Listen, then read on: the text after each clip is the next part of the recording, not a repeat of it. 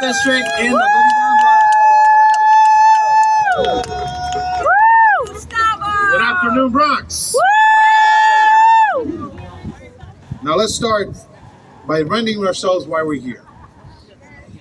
You have an administration in Washington, and you have a guy who is, as we've said many times today, thinks of himself as a king.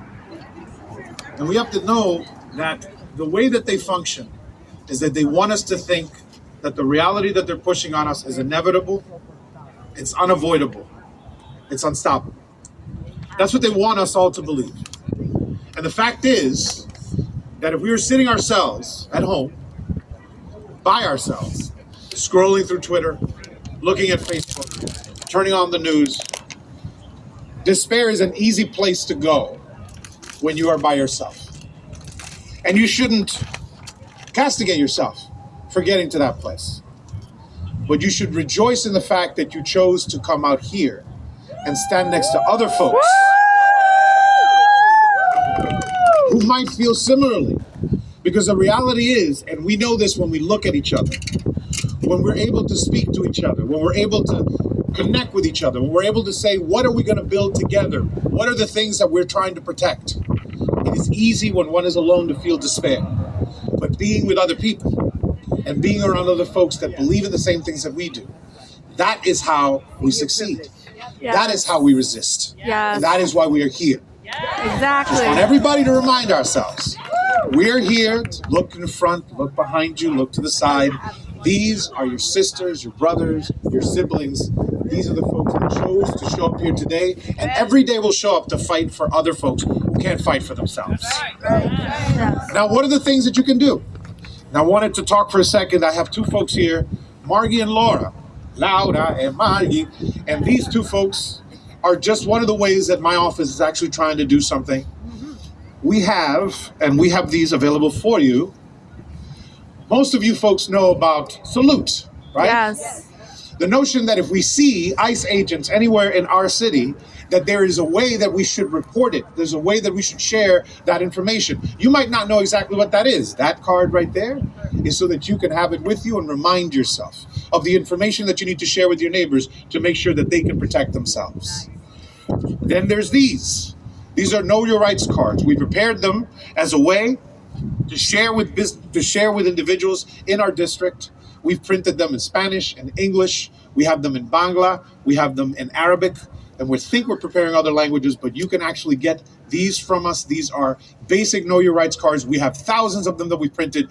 You can be in touch with our office and we can get them to you. But also, Laura and Margie have them for you today, should you need them.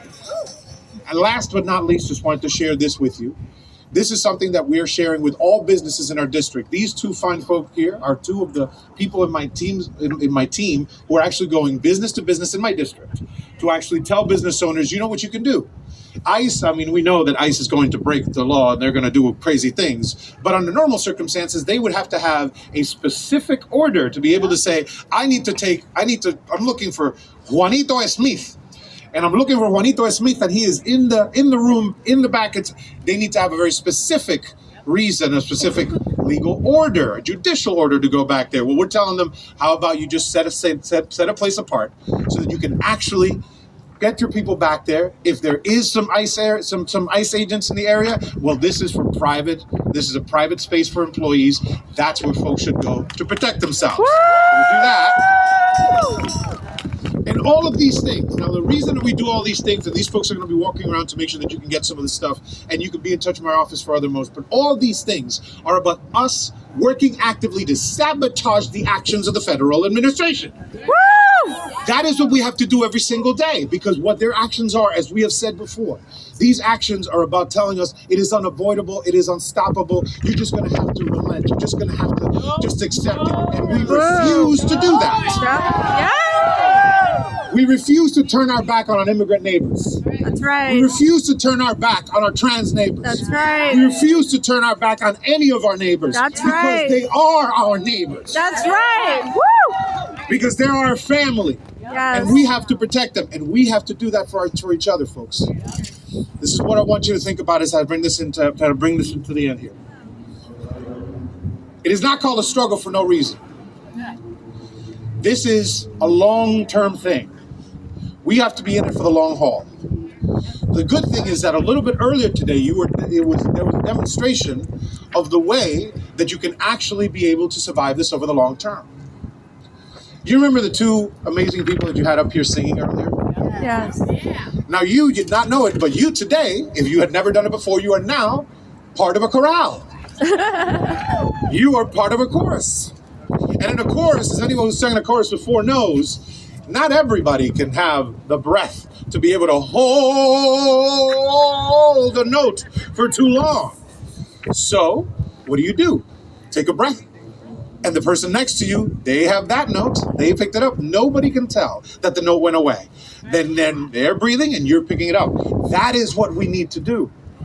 Nobody can do everything, but everybody can do something. Yes. That's right.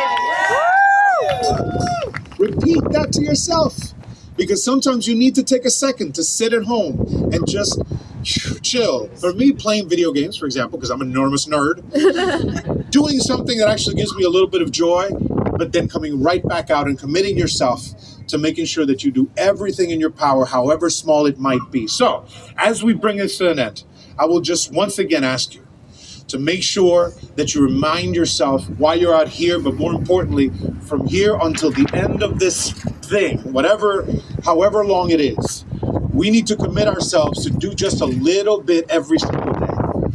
A little bit every single day. I will ask you once to actually, have you heard of a book called On Tyranny?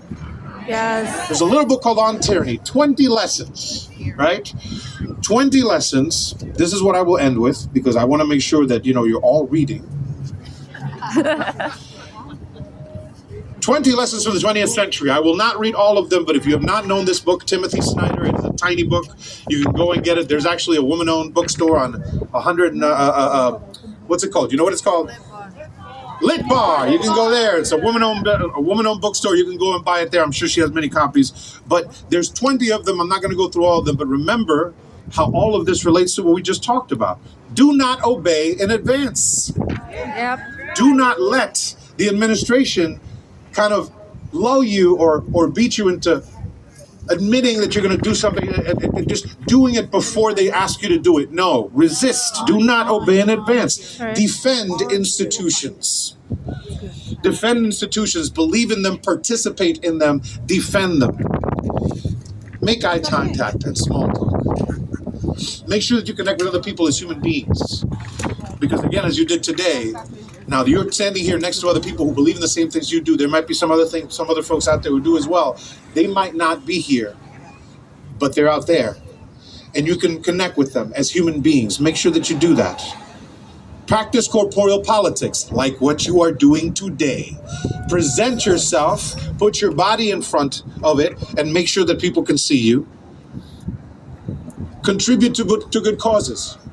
Make sure that if there's other people doing good things, that you can give them a little bit of resources if you have some extra so that they can continue doing those things. And ladies and gentlemen, as I finish, be as courageous as you can.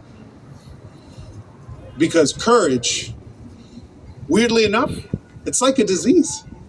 Yes. It's contagious. If you demonstrate with your courage that you're willing to stand, other folks are going to do it too. And that's what we all have to do. So make sure that we scream loudly, there are no kings. No kings. I say again, there are no kings. No kings. In the USA. In the USA. Thank you, folks.